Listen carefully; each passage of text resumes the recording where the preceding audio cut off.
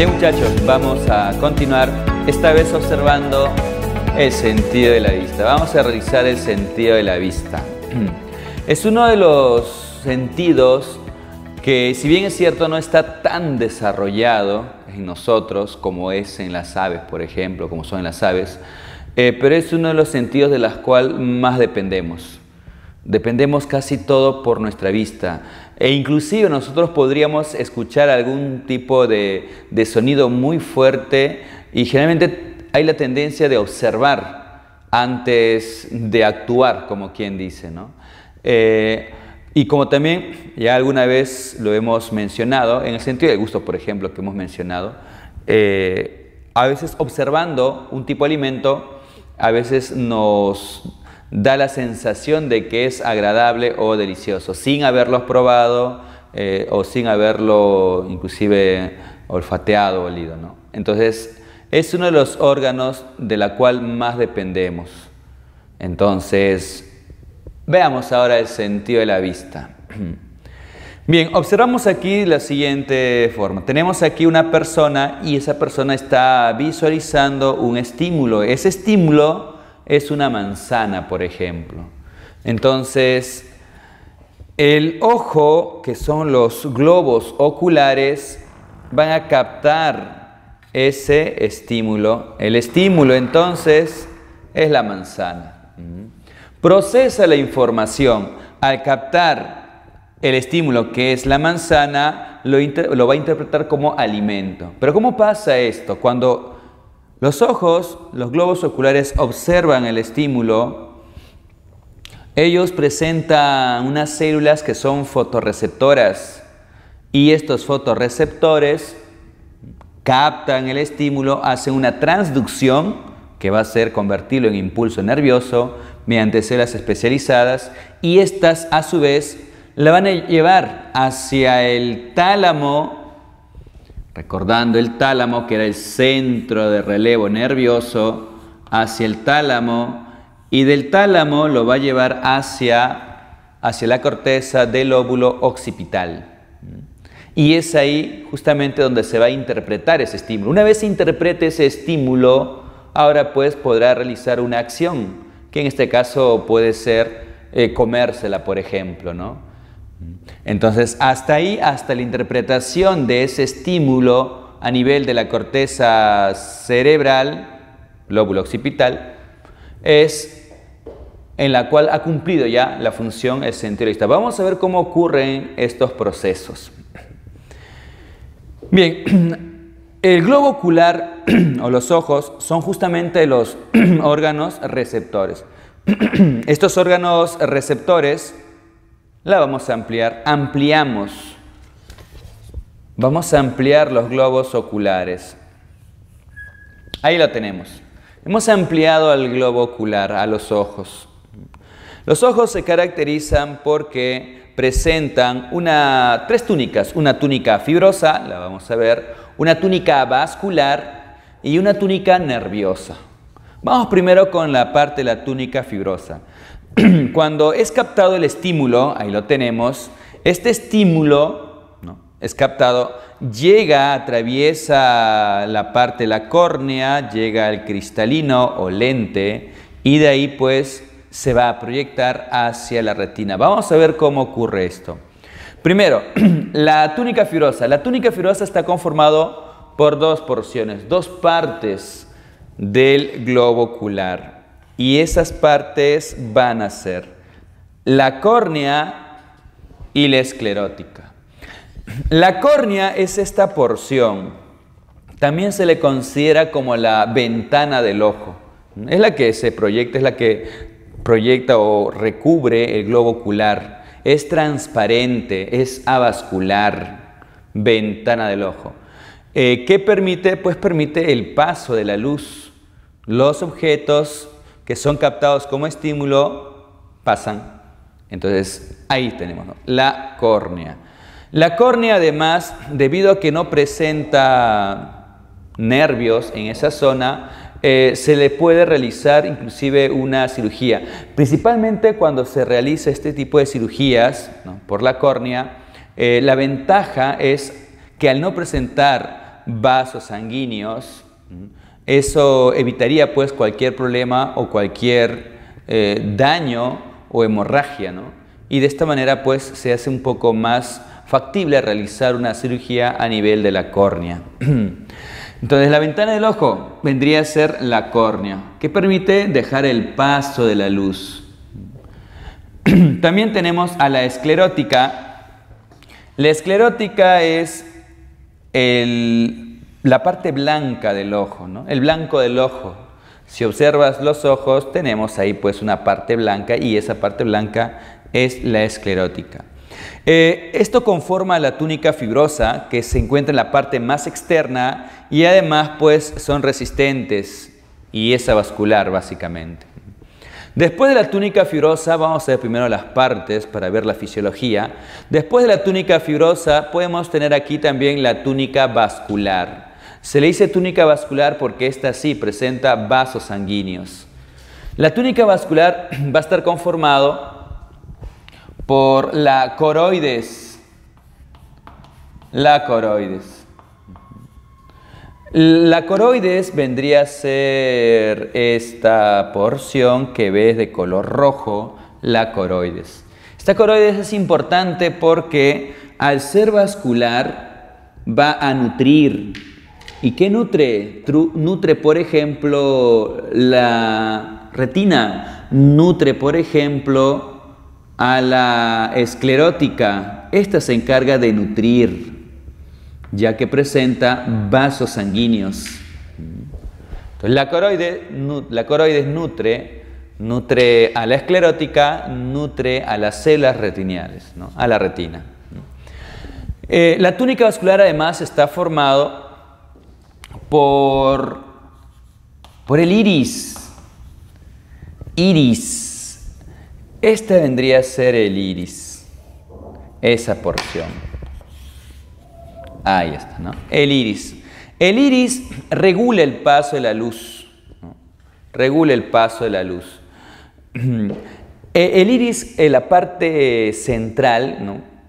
Es la parte del orificio, lo que siempre es de color negro porque es un orificio, que es la pupila inclusive, está conformado por el iris. Este es el iris y ese espacio vacío, voy a colocarlo por aquí, este espacio vendría a ser la pupila.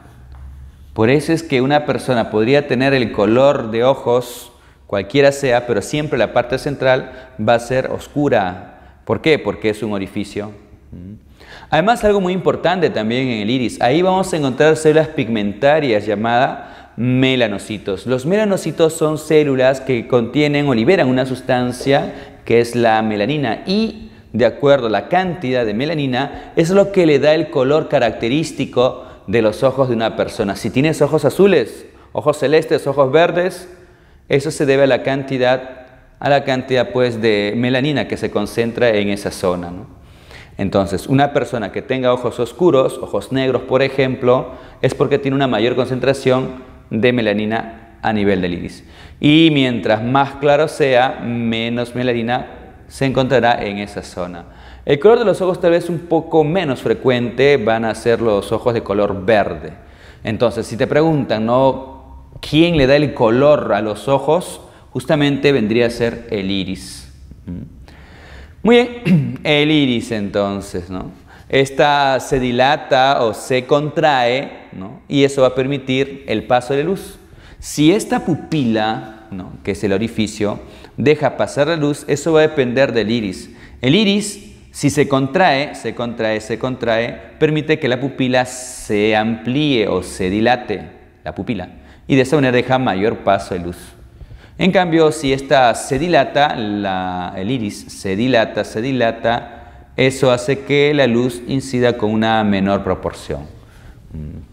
Recordemos también que esto está mediado por el sistema nervioso simpático y parasimpático, ¿no? Si es simpático ante una situación de peligro o inclusive una situación cuando el lugar es oscuro, pues esta se amplía, ¿no? El iris se contrae, la pupila se dilata y eso se llama midriasis, deja pasar más luz. ¿Para qué? Para que se pueda observar mejor.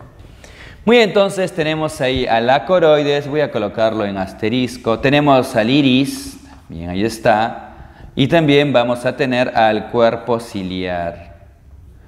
El cuerpo ciliar está formado por el músculo ciliar y los procesos ciliares, ¿no? En esta zona. Lo vamos a notar ahí. Músculo ciliar, procesos ciliares. Conforman al cuerpo ciliar. El cuerpo ciliar es importante porque gracias a ella es que va a formar al humor acuoso. El humor acuoso se encuentra en la parte anterior del globo ocular. Es un líquido renovable, se renueva constantemente. Humor acuoso. Entonces, ¿quién lo forma? El cuerpo ciliar de manera general. Estos tres componentes, coroides, iris y cuerpo ciliar, conforman a la túnica vascular. ¿Y por qué? Porque ya, como mencionamos, esta túnica contiene vasos sanguíneos. Bien, sigamos con la estructura y tenemos ahora la túnica nerviosa. La túnica nerviosa. La túnica nerviosa va a estar conformado por la retina. La retina que se encuentra en la parte más interna. Tenemos aquí la coroides y lo que le sigue es la retina. La retina, túnica nerviosa, y ahí vamos a encontrar dos tipos de células principalmente, ¿no?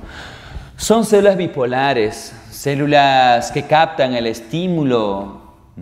Ese estímulo que es captado gracias a la luz va a permitir que se dé ese proceso sináptico. Cuando llega ahí el estímulo, atraviesa la córnea, llega al lente cristalino y se proyecta a la retina. La retina es muy sensible a la luz. Estas células fotorreceptoras son los conos y los bastones. En el caso de los conos y los bastones. Vamos primero con los bastones. Los bastones se van a caracterizar por ser células un poco más alargadas, también son bipolares, son muy sensibles a la luz, pero aquí esto va a ser principalmente para una luz nocturna. Por eso es que cuando hablamos de los bastones le llamamos visión nocturna. Visión nocturna. Me va a permitir una visión nocturna, una visión en blanco y negro. Visión en blanco y negro, los bastones. Entonces, comúnmente de noche, cuando observas en la noche, pues no se difiere muy bien los colores. Ahí está actuando los bastones, ¿no? Ahí están actuando los bastones. Después de los bastones, también tenemos a los conos. Conos son células también bipolares y estas se encargan de la visión diurna. Visión diurna. Los conos. Además, también la visión en colores. Los colores se pueden apreciar gracias a la presencia de los conos. Entonces, visión de colores, comúnmente decimos, y en el caso de los bastones, una visión en blanco y negro. Y aquí también algo muy importante cuando se habla de la visión de colores. La visión de colores se da en algunas especies, como por ejemplo los mamíferos, ¿no? Somos mamíferos, y dentro de los mamíferos los primates, somos primates, y vemos pues los colores, ¿no? Pero no todos los mamíferos van a poder observar los colores, ¿no? Principalmente los primates observan los colores. Y de ahí también el mito, ¿no?, de decir de que los toros, por ejemplo, se enfurecen cuando ven el color rojo. Y pues eso es, o no es cierto, ¿no? Y no es cierto simplemente porque se ha descubierto, ¿no? Se ha descubierto a nivel de globo ocular, a nivel de la retina del globo ocular de los toros, que simplemente no hay conos. Si no hay conos, no hay visión en colores, así que ellos observan en blanco y negro. Así que el mito de que los toros se enfurecen cuando ven el color rojo, pues justamente es eso, un mito, ¿no? No tiene que ver nada los colores, simplemente la provocación que puede realizar la persona frente al toro. Muy bien, entonces, ¿a qué se debe? Se debe simplemente porque en sus ojos encontramos bastones y no conos. Entonces, a veces se cuestiona ello, ¿no? Dicen, pero ¿alguien se ha puesto el ojo de un toro para ver si ve en blanco y negro? Y no es necesario. La presencia de los bastones te lo dice. Muy bien. La retina, la túnica nerviosa, se caracteriza por presentar una zona en donde hay una gran cantidad de conos. A esta zona se le conoce como la fovea. Vendría a ser la fovea. La fovea es importante porque es aquí en la fovea donde se produce una mayor agudeza visual. Mayor agudeza visual. Ya está. Tenemos una fovea ahí, ¿no? Una depresión de la retina donde hay una gran cantidad de conos, la fovea, mayor agudeza visual. Tú observas lo que ves, pues, ¿no? A una distancia, de repente hasta algunos se podrían jactar de que ven a largas distancias y está muy bien, y eso lo hacen solamente con una fovea por cada globo ocular. Entonces la agudeza visual, el hecho de que tú puedas observar a larga distancia se debe a la fovea. Tenemos una fobia. En el caso de las aves, sabemos que pues, ellos tienen todavía una mayor agudeza visual, y es porque ellos presentan más de una fobia. Así que ellos pueden observar a largas distancias, lo que de repente pues, para nosotros sería muy complicado, ¿no? Entonces, la fobia, zona de mayor agudeza visual. Así es. Bien, ahora sí. Tenemos entonces nuevamente túnica fibrosa, túnica vascular y la túnica nerviosa, ¿no? Además, también acotar algo de la túnica nerviosa, es que estas cuando se juntan a este nivel forman el nervio óptico, y en esta porción que está debajo de la fovea, donde se va a formar el nervio óptico, esta porción se le conoce como el punto ciego. En este lugar no hay ni conos ni bastones, así que es una zona en la cual no se puede captar o no se puede observar ningún objeto. Muy bien, ahora sí, vamos a ver cómo es la parte de la fisiología. Capta el estímulo, ahí está, que es una manzana, está captando el estímulo. Las células fotorreceptoras son las que van a permitir convertir ese estímulo en impulso nervioso, pero para ello tiene que pasar estas zonas.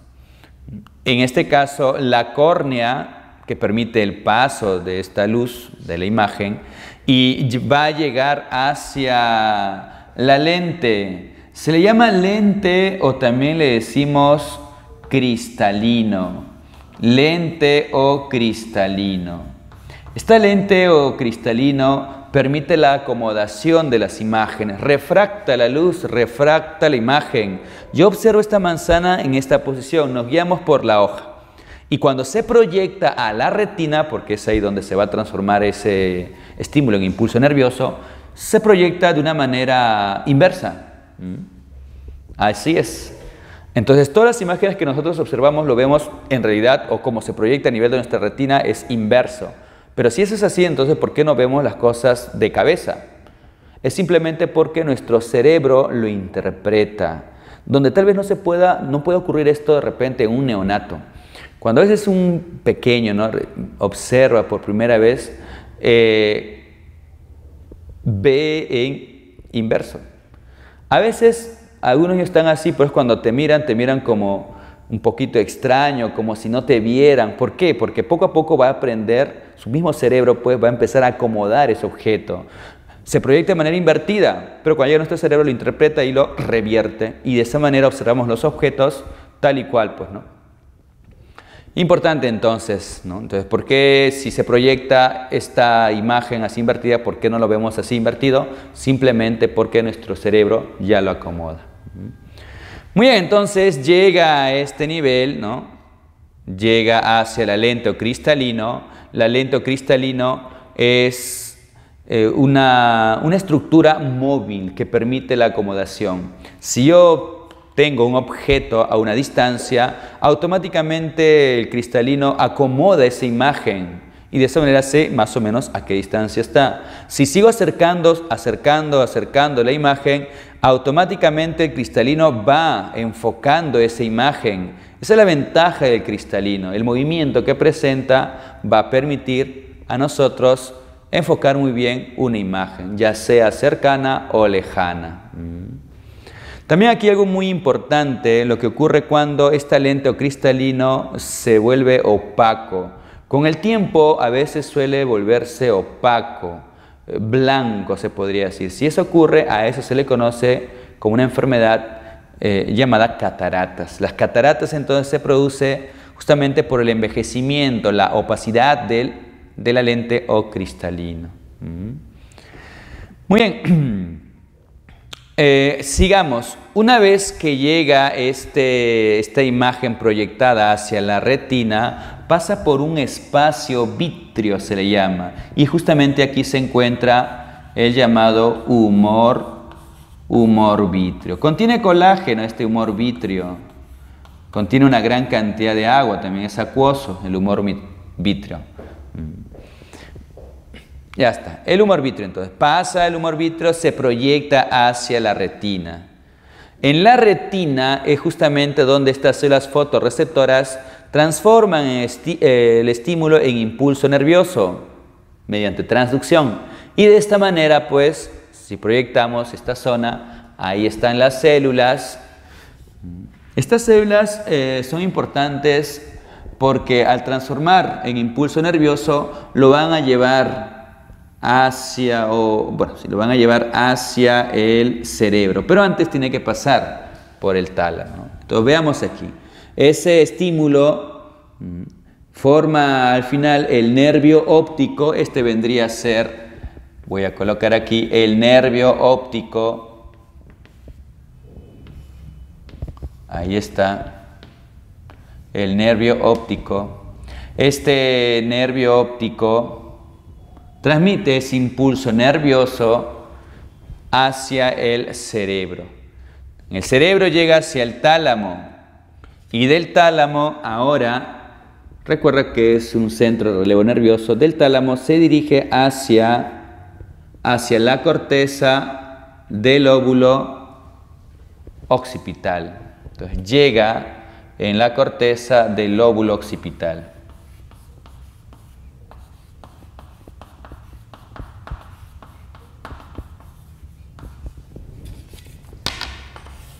Ya está. Y es ahí, en la corteza del lóbulo occipital, donde se va a interpretar ese estímulo. En este caso, pues, la manzana lo va a interpretar como alimento. Y la acción que va a realizar, pues, sería, pues, consumirla, comerla, pues, ¿no?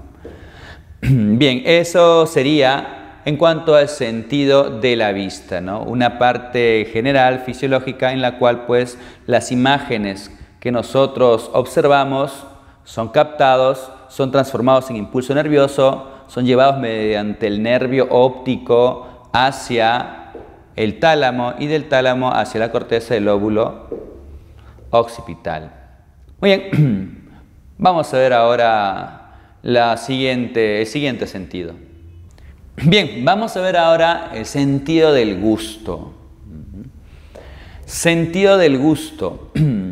El sentido del gusto es una sensación que se va a obtener por el consumo de alimentos, sustancias químicas que van a llegar hacia la base de la lengua y de ahí pues mediante las papilas gustativas, los botones gustativos, se van a interpretar. La lengua va a captar además los sabores que vamos a ver ahora cuáles son ellos. Vamos a empezar entonces hablando del sentido del gusto. Bien, ¿se acuerdan cuando la persona observaba una imagen que era justamente una manzana? Pues ahora pues vio la manzana, vio que tenía un color adecuado, una forma adecuada, así que va a probarla. Y en eso pues le da un mordisco. Ese mordisco que da, ¿no? Y el momento pues de tomar esta manzana, va a masticarla y justamente la sustancia química que va a liberar esta manzana va a estimular al órgano que va a captar esos estímulos. Y el órgano que capta ese estímulo vendría a ser la lengua. La lengua. Ahí está. La lengua. La lengua capta el estímulo. Una vez que la lengua capta ese estímulo, en la lengua vamos a encontrar zonas o regiones en las cuales encontramos células que están especializadas para captar los sabores, especializadas para llevar ese impulso nervioso hacia el cerebro y ser interpretado. Vamos a ver los sabores. Entonces tenemos el estímulo y vamos a ver ahora los sabores. La lengua presenta regiones en las cuales se puede captar los sabores. Por ejemplo, en la parte de la lengua, a lo que conocemos como la punta de la lengua, se puede captar el sabor dulce. Puedes hacer lo siguiente, puedes tomar un poco de azúcar y puedes colocarlo cuidadosamente en ciertas zonas de tu lengua. No en todas las zonas de tu lengua tú vas a captar el sabor dulce, lo vas a captar más en la punta de la lengua. Justo ahí, en la punta de la lengua. Entonces tú colocas un poco de azúcar en la punta de la lengua, al toque captas el sabor dulce. El sabor salado. El sabor salado se encuentra a los lados. En los lados, ¿no? Lado inferior de la lengua, ahí vamos a encontrar la región que capta el sabor salado. Ahí está, ¿no? El sabor salado. Luego en la parte superior también de los lados se va a captar el sabor ácido o agrio, también le decimos, ácido o agrio. Y en la parte superior o la base de la lengua, aquí vamos a encontrar también regiones que captan el sabor amargo.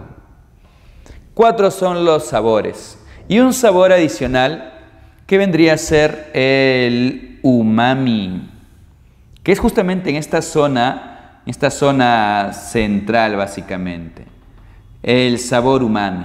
Bueno, yo creo que estás familiarizado con estos sabores. El amargo, pues, un café amargo, por ejemplo.